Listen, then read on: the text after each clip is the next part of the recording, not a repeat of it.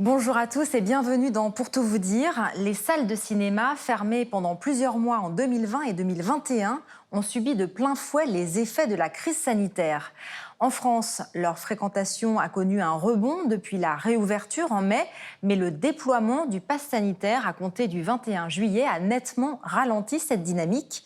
Concurrencées depuis plusieurs années par les plateformes de VOD, les salles de cinéma parviendront-elles à reconquérir le public ou faut-il considérer que de nouveaux usages comme le home cinéma et la consommation de films sur tablette et téléphone portable les relègueront bientôt au passé?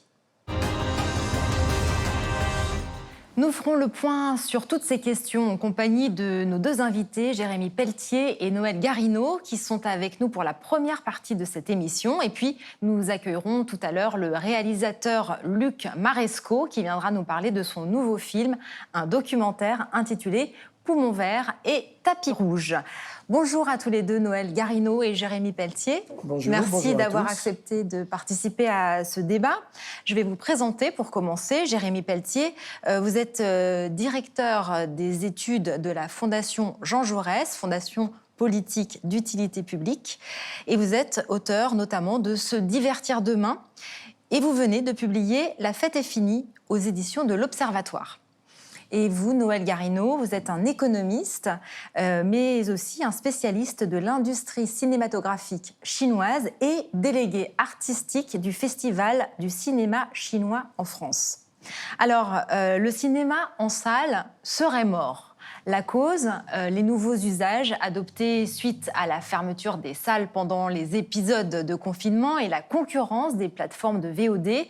Pour en savoir plus, nous nous sommes rendus dans le quartier de Saint-Germain-des-Prés, riche en cinéma de quartier, pour poser la question à quelques passants. Nous les écoutons.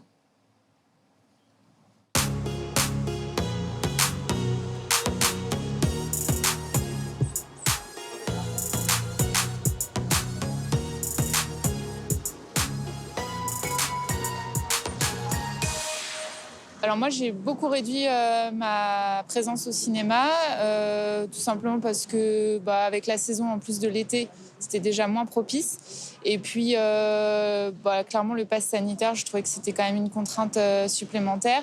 Avoir le passeport complet prenant du temps. J'avais pas forcément envie de faire un test antigénique pour aller faire une séance de cinéma. Donc oui, je pense que j'ai pas mal réduit la fréquence de mes séances. Ouais. Que le contexte est un peu particulier. Avec la pandémie, la fréquentation a dû chuter. Par exemple, avant, j'emmenais mes enfants tous les week-ends au cinéma. Et là, depuis la pandémie, je ne l'ai pas fait. Mais on recommence à y penser. Je pense que ça pourrait reprendre bientôt.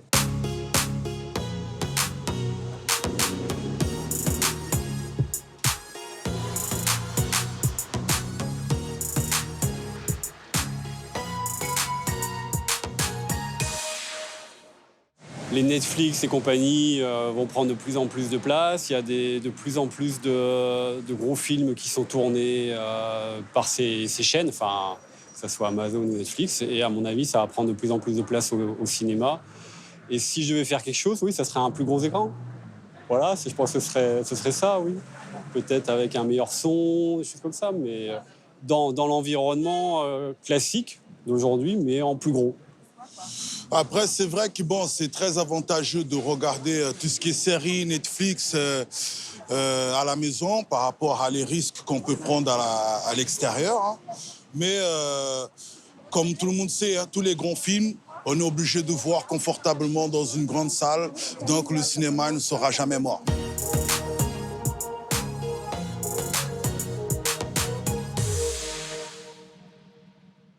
Alors, si on écoute ces témoignages, ça ne confirme pas du tout cette idée que le cinéma en salle serait mort. D'ailleurs, si on regarde les chiffres fournis par le CNC, il y aurait eu 11,3 millions d'entrées en France, donc en août 2021, donc près du double de l'année précédente. Donc, ce ne serait finalement pas si catastrophique. Alors pourquoi, d'après vous, cette crainte de voir disparaître le cinéma dans les salles? Jérémy Pelletier. Alors, je crois qu'il y avait des tendances qui préexistaient à la crise, mais qui ont été accentuées à travers la crise. C'est l'individualisation d'un certain nombre de loisirs, le fait de recroqueviller dans sa sphère intime un certain nombre de loisirs. On a beaucoup parlé, vous savez, du fait maison, de la cuisine à la maison, et c'est effectivement aussi vrai sur les loisirs cinématographiques, sur les divertissements cinématographiques, à commencer effectivement par Netflix. Vous savez, il y a une tendance qui est très forte globalement dans la société, c'est l'individualisation globalement de nos vies, c'est l'amazonisation entre guillemets de nos vies, et je crois que le Covid et les confinements ont accéléré cette espèce de société du sur-mesure, c'est-à-dire la société qui vous permet d'avoir ce que vous voulez à temps donné, au moment où vous le voulez. C'est effectivement les plateformes qui viennent vous livrer ce dont vous avez besoin pour manger au moment même où vous avez besoin. Il y a cet élément-là, et je pense qu'il du coup fait dire aux gens que potentiellement demain, est-ce qu'on fera l'effort encore d'aller au cinéma, d'anticiper effectivement une séance de cinéma, de faire l'effort d'aller au cinéma. Je pense qu'il y a aussi le sujet du prix et le sujet du coût. Effectivement, quand vous comparez une famille avec 2 enfants, par exemple, qui va se rendre au cinéma et vous faites le ratio avec ce que vous coûterait un bon film chez vous avec votre famille, bon, bah, globalement, le résultat est sans surprise. Et par ailleurs, je pense qu'il y a un autre élément qui est très important, qui est l'espèce de société de la fin du hasard dans laquelle on est. Je pense que Qu'est-ce que vous voulez dire ?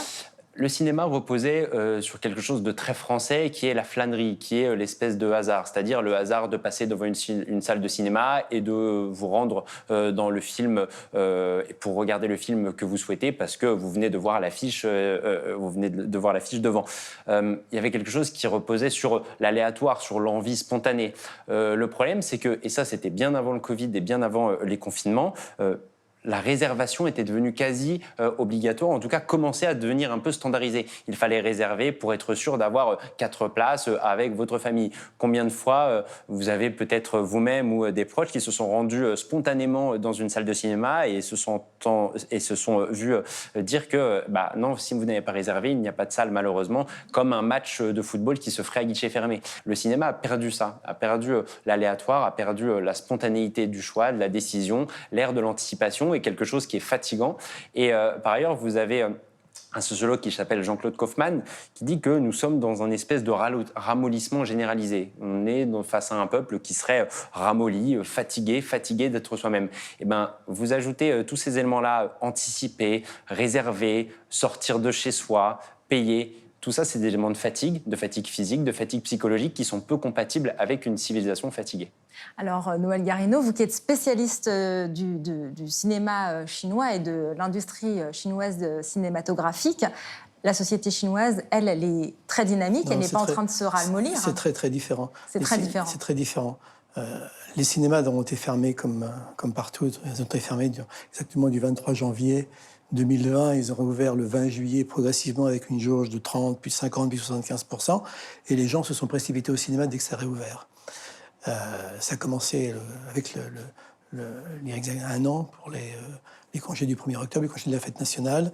Et puis ça s'est poursuivi avec le 1er janvier, les congés de fin d'année où les box-office a battu des records. Et puis il a battu un nouveau record pour les congés du Nouvel An, les congés de la fête de printemps, où là, ça a vraiment été...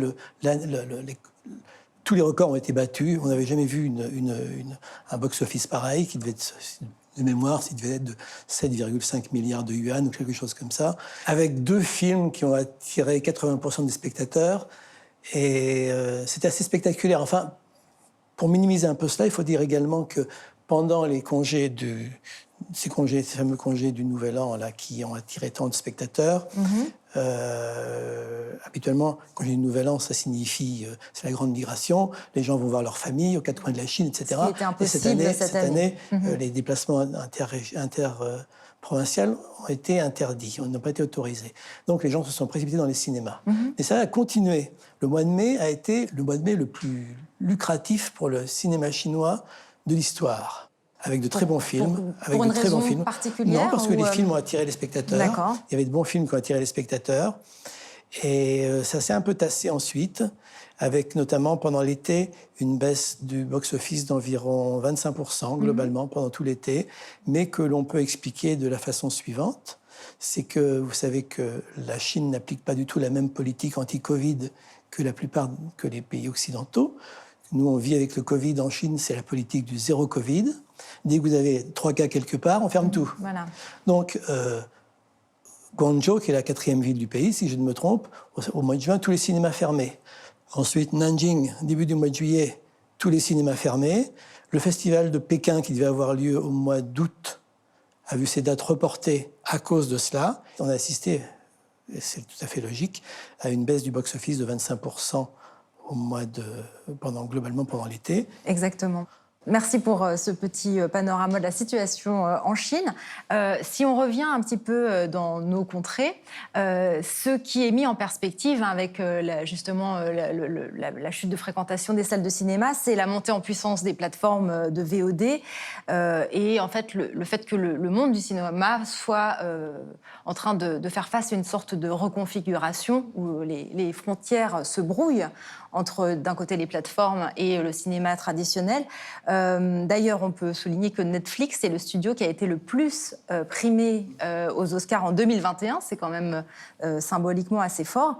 Finalement, quelle est la différence aujourd'hui entre un film produit par une plateforme et un studio traditionnel? Est-ce qu'il y en a véritablement une? Et qu'est-ce que ça change finalement?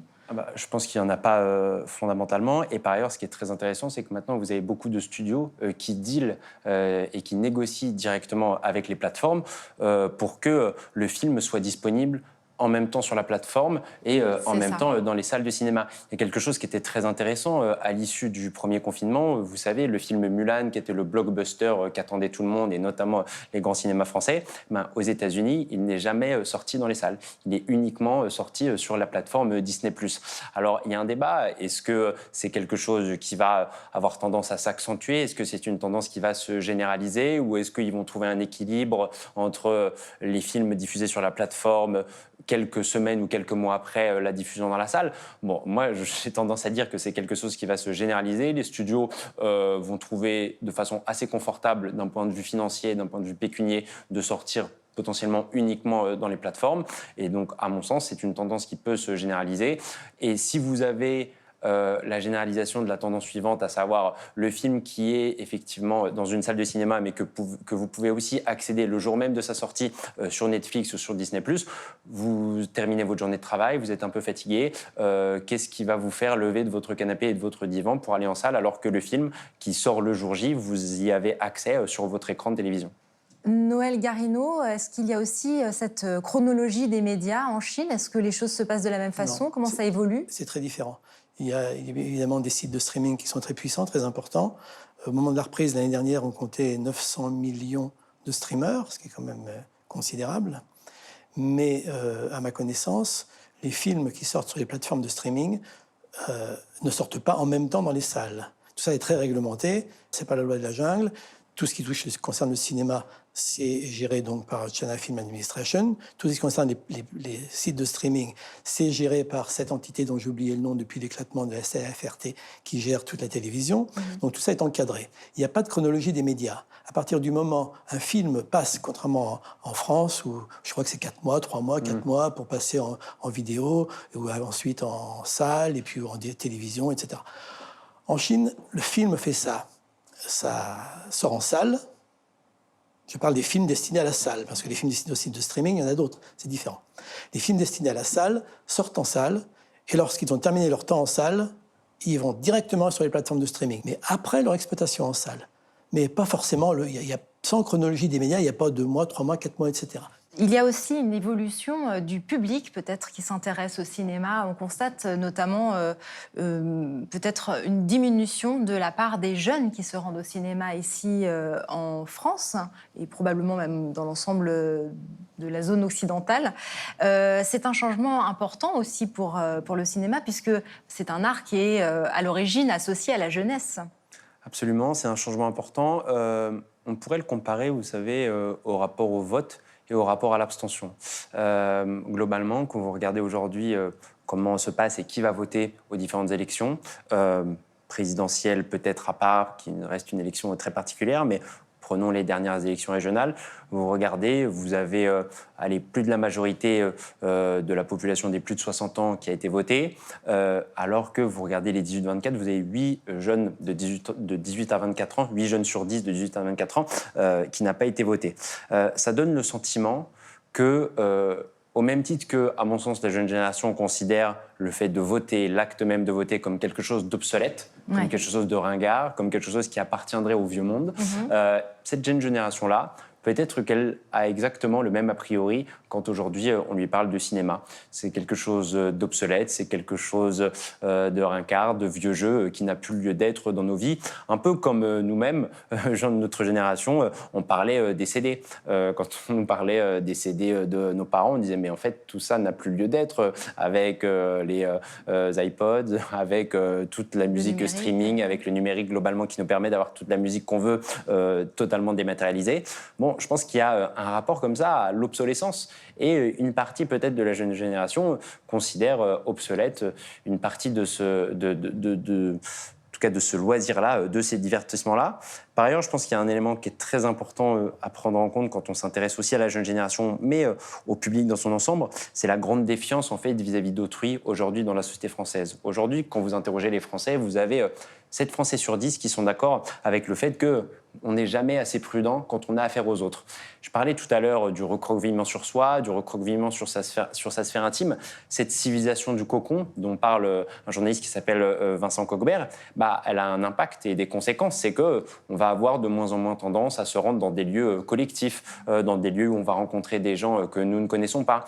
Et par ailleurs, on oublie souvent quand même ce qui s'est passé, et là on va parler de Paris, mais 2015, les attentats en janvier, les attentats en novembre, tout ça a créé, a fomenté quelque chose, en tout cas qui paraissait invisible à l'œil nu. En plus, on a surjoué le côté, on va retourner sur les terrasses, on va retourner à faire des choses collectives, comme pour se rassurer que tout était comme avant. Mais je pense qu'il y a quand même une partie de notre insouciance qui a disparu, une partie de notre rapport de confiance envers autrui qui a disparu. Et effectivement, quand vous allez dans une salle de cinéma, vous allez vers quelque chose d'inconnu, vous allez à côté de personnes que vous ne connaissez pas, qui n'appartiennent pas à votre sphère intime. Ça me fait penser exactement au même rapport qu'a la jeune génération vis-à-vis des boîtes de nuit. Quand vous interrogez aujourd'hui la jeune génération, vous apercevez qu'au cours des 20 dernières années, d'ailleurs, vous avez la moitié des boîtes de nuit françaises qui ont eu tendance à disparaître. On n'en parle pas beaucoup. On parle beaucoup du Covid et du confinement comme étant l'une des conséquences de la disparition des boîtes de nuit. Or, les boîtes de nuit étaient déjà rendues obsolètes par la jeune génération qui considérait que c'était des lieux insécures, qui considéraient que c'était des lieux où on n'était pas entre nous, on n'était pas entre amis, qu'on ne savait pas trop où aller. Il y avait aussi l'élément du prix, qui est le même élément qui peut susciter du rejet vis-à-vis du cinéma. Bon, tous ces éléments-là font qu'effectivement, je pense qu'il y a un vrai sujet vis-à-vis de la jeune génération. Et l'élément central, ce que je dis au début, c'est qu'effectivement, on peut avoir tendance à penser que cette jeune génération considère ce loisir comme un loisir obsolète. On va peut-être terminer là-dessus. Juste un dernier mot, peut-être l'aspect collectif, justement, que vient de souligner Jérémy Pelletier. Vous pensez que ça a vraiment c'est très différent, une incidence sur la façon d'aborder le cinéma ? Culturellement, c'est très différent parce que déjà, la population chinoise est tellement importante que les gens ont l'habitude de se côtoyer ensemble, ils ont l'habitude d'être dans des foules. Et puis la culture chinoise met beaucoup plus en avant le collectif que celle Le cocooning, c'est pas du tout... Ça ne correspond pas du tout à ce qui se passe avec le cinéma chinois. La population, si vous m'aviez interrogé il y a 4-5 ans, je vous aurais dit la population, les gens qui vont au cinéma ont moins de 20 ans. C'est ce que je vous aurais dit il y a 4-5 ans. Mais depuis, il y a eu des films qui ont été faits pour des gens plus âgés. Et maintenant, donc, ça s'adresse à une population un peu plus âgée. Mais globalement, le spectateur moyen chinois a moins de 28-29 ans. Hein. Merci à tous les deux. Nous allons maintenant passer à la deuxième partie de cette émission en nous intéressant à un film qui vient de sortir fin septembre en France. Avec Poumon vert et tapis rouge, nous ne nous intéresserons plus à l'avenir du cinéma, mais plutôt à celui de la planète et au rôle que le cinéma peut jouer pour aider à la sensibilisation sur la protection de la nature. Et pour cela, j'accueille Luc Marescot. Bonjour Luc Marescot et merci d'être venu dans notre émission. Vous êtes réalisateur, scénariste et chef opérateur. Vous avez réalisé plus de 80 documentaires en France et à l'international et collaboré pendant 22 ans avec l'émission Ushuaïa Nature, une émission de découverte de paysages naturels. Et votre dernier film, donc, Poumon vert et tapis rouge, vient de sortir dans les salles, je crois. Hein, c'est ça. Donc pas seulement sur les plateformes. C'est ça, je sors de l'écran de télé pour aller dans les salles, pour un but bien particulier. Oui. Voilà. Alors, c'est un objet assez original, hein, ce film.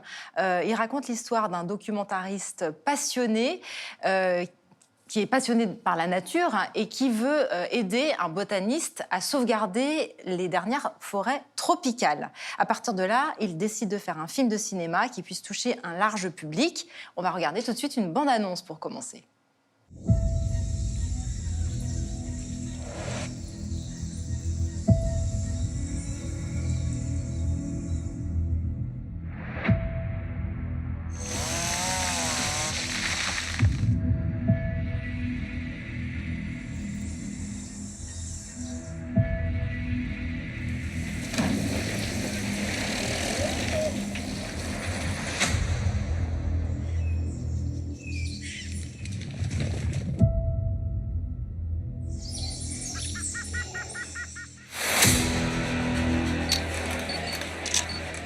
J'imagine un blockbuster, un thriller écologique qui donne envie d'agir.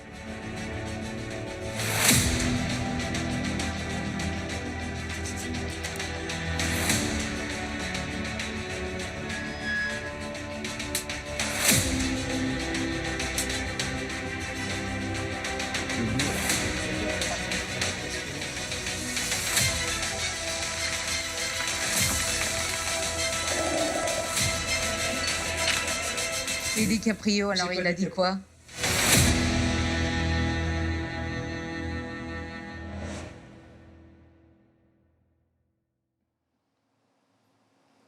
Luc Maresco, ce film, c'est en fait votre histoire et celle de votre rencontre avec le botaniste Francis Allais. Donc ça, c'est la partie poumon vert. Et puis, il y a le cinéma, le tapis rouge. Est-ce que vous pourriez nous raconter la combinaison entre les deux? Oui, en fait, c'est deux mondes qui cohabitent. En fait, moi, pour raconter tout le process, il y a 20 ans, je rencontre Francis Allais, le botaniste. J'ai déjà filmé des forêts, mais lui me la raconte dans le détail. En fait, il me fait aimer sa forêt au travers de ses histoires. Et je le vois comme un Don Quichotte. Il est devant ces océans verts. Et c'est un peu David contre Goliath. Il se bat contre la déforestation. Du coup, moi, comme mon arme, c'est l'image, je me dis, je peux pas ne pas bouger, l'aider, quoi. Donc, j'enchaîne 12 documentaires sur les forêts tropicales, donc Amazonie, Congo, Gabon. J'ai eu la chance d'aller dans tous ces coins-là. Et puis, comme vous avez pu le voir, ça n'a pas beaucoup arrêté les tronçonneuses. Il y a un documentaire qui a bien aidé en Papouasie, où ça a participé à faire arrêter des lois sur la déforestation. Mais autrement, ça ne faisait pas bouger. Donc, du coup, je me suis dit, j'ai envie d'aller vers le cinéma parce qu'en fait, on ne convainc pas avec des arguments, mais on convainc avec des émotions. Et il y a un film qui a été incroyable pour ça, c'est Blood Diamond, avec DiCaprio. Il y avait eu plein de documentaires sur le trafic illégal de diamants, ça ne fait pas bouger les lignes. Et alors ça renforce la connaissance d'un milieu de connaisseurs, mais ça n'a pas fait bouger les lignes. Et Blood Diamond sort, il y a moins 15% sur le trafic illégal de diamants l'année qui suit.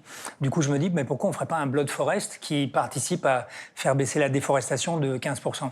Du coup, je me lance dans l'écriture et je commence puisque je change de la position de documentariste à cinéaste, je me dis la chose qui vraiment est différente, c'est la direction d'acteur. Donc je vais au cours Florent, pas pour devenir comédien, mais pour comprendre comment les comédiens fonctionnent. Et là, j'ai pris une claque, quoi. C'est-à-dire que ce que je vivais sur un plateau, c'était 10 fois plus fort qu'un saut en parachute, en chute libre que j'avais fait 15 jours avant. Et le naturel revenant au galop, je me suis dit, je vais faire un documentaire sur le chemin qu'il faut pour faire aboutir un projet pareil, un peu fou, quoi. Et du coup, ce film, Poumon vert et tapis rouge, il allie le monde du cinéma et le monde des forêts qu'il essaie de faire cohabiter. Et du coup, c'est un petit peu avant le vrai film de fiction qui existera, c'est un peu comme un cheval de Troie. C'est que j'avance dans le monde du cinéma avec une histoire un peu glamour. Il y a un projet derrière d'un film de fiction. Oui, c'est ça. Il y a un projet d'un film de fiction. Un thriller écologique. Un thriller écologique. Et d'ailleurs, qu'on a écrit, qui est déjà là, qui est prêt à être porté. C'est en fait Poumon vert et tapis rouge racontent toute cette aventure. Donc, par exemple, les étudiants en école de cinéma, ils adorent ce film parce que ça leur donne plein de tuyaux. Et la bonne nouvelle, c'est que, en fait, il a été lu par 2 éditeurs qui l'ont adoré. Et du coup, il a fallu décider lequel. Et donc, le scénario est novélisé, c'est-à-dire qu'il sort en bouquin chez Fayard début 2022.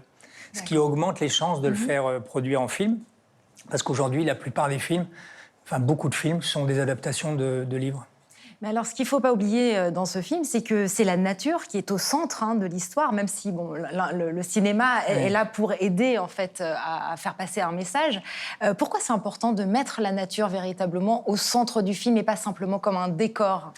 En fait, ce qui se passe, c'est que si on regarde, la nature n'est jamais vraiment le personnage d'un film. Elle est toujours le personnage secondaire ou un décor. Pourquoi? Parce que, en fait, les réalisateurs, 99% des films qui sortent sont des films urbains, parce que les réalisateurs sont des urbains.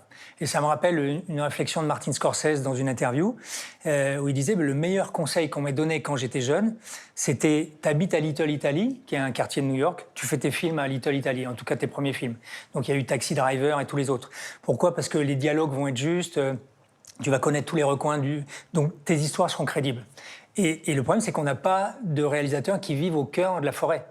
Il n'y a pas Tarzan ou Mowgli ou même Francis Allais, le botaniste dont je parle, qui soit réalisateur. Donc c'est deux mondes qui ont du mal à cohabiter. Du coup, les réalisateurs, quand ils utilisent la nature, c'est un paysage, c'est un décor. Même dans 10 Revenantes avec DiCaprio, ok, DiCaprio, c'est un très beau film, mais DiCaprio, il a froid, la montagne, il fait froid. Oui, d'accord, mais tu ne nous donnes pas la compréhension de l'écosystème. Peut-être que le meilleur film qui ait mis la nature comme personnage, c'est Avatar. Donc ça fait déjà 10 ans. Ouais. Et après, il y a eu des films de défense de la nature. Il y a Woman at War, il y a Dark Waters, il y a Erin Brockovich, il y a plein de films comme ça. Mais c'est la partie humaine qu'on traite. Ouais. Et la nature est un décor. Et donc maintenant, il faut qu'on allie les deux. Le problème qu'on a, c'est que nous, réalisateurs qui sommes sur le terrain, moi, hors année Covid, je suis 8 mois par an sur le terrain.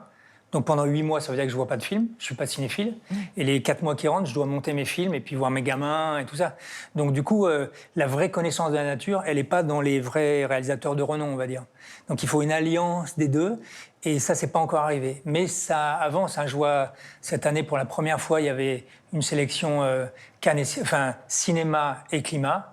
Alors, il y avait marqué sélection éphémère. Moi, je pense qu'elle ne va pas être éphémère du tout. Elle va même se renforcer. Mais sans doute.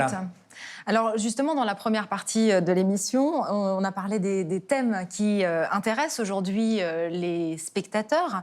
L'environnement en fait partie. On voit quand même beaucoup de films sur ce sujet. Est-ce que c'est véritablement un thème qui intéresse, ou alors est-ce que c'est simplement une volonté de personnes qui veulent faire des films sur ce sujet et puis qui ne trouvent pas leur public?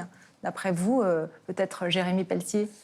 Je pense que c'est un thème qui intéresse. C'est un thème qui intéresse au-delà de la seule question cinématographique et de la seule question des arts. Enfin, quand on interroge les Français sur leur sujet de préoccupation, notamment, par exemple, en vue de la présidentielle, on voit que l'environnement, la question de la transition énergétique, la question climatique, elle est devenue centrale. Ça devient effectivement au cœur des préoccupations. Maintenant, moi, je m'interroge toujours sur justement le rôle du cinéma. Alors effectivement, et je pense que vous avez totalement raison, c'est un vecteur très puissant pour faire passer un certain nombre de messages. Maintenant, il ne faut pas tout attendre, je pense, du cinéma pour résoudre des questions sociétales. Les films, par exemple, ou les documentaires sur la Shoah n'ont pas entraîné une baisse de l'antisémitisme, et notamment en France. Et par ailleurs, si je prends un troisième élément, il faut toujours faire attention aussi à ce que l'offre cinématographique ne soit pas une offre intégralement pointée ou centrée sur des leçons sociétales sur des leçons de morale. Et je pense qu'il faut toujours conserver, en tout cas, je ne suis pas réalisateur ni producteur, mais je pense que pour les spectateurs, les téléspectateurs, il faut veiller à ce qu'il y ait un équilibre entre du divertissement, quelque chose qui fait rêver les Françaises et les Français qui viennent dans une salle, et un film, effectivement, à visée sociétale comme ce que vous faites, et c'est très joli, et c'est très bien, mais il ne faut pas que, à mon sens, le cinéma devienne intégralement un cinéma moral. Vous voulez réagir? En fait, ce qui se passe, c'est que je suis entièrement d'accord, mais il y a plein de choses. Par exemple, le botaniste Francis Allais, si dans un film, il raconte à sa petite fille qui est perchée dans la canopée avec lui, qui lui raconte qu'il y a des lianes au Chili qui grimpent sur 5 arbres différents, 5 espèces, et à chaque fois qu'elles en atteignent un, leurs feuilles se camouflent et deviennent comme les feuilles de l'arbre sur lesquelles elles sont. Plein de petites choses qui font rêver, en fait. Comprendre l'écosystème forêt, et forêt tropicale notamment, de façon à émerveiller. Et le cinéma est là pour émerveiller. Donc la nature a plein de choses pour rejoindre le monde du cinéma et émerveiller les gens.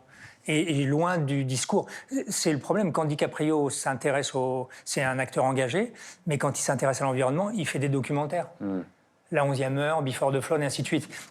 Donc il faut vraiment qu'il y ait ce lien entre un réalisateur et un écosystème merveilleux pour faire des vrais films où la nature soit le vrai personnage. Noël Garino, c'est une tendance qui existe aussi en Chine. C'est une tendance qui existe également en Chine, mais pas, à ma connaissance, pas dans les sorties en salle. Par contre, il y a un certain nombre de documentaires qui ont été tournés, et qui ont été extrêmement populaires, soit en streaming, soit en vidéo d'ailleurs, sur la nature en Chine, la Chine vue du ciel, etc.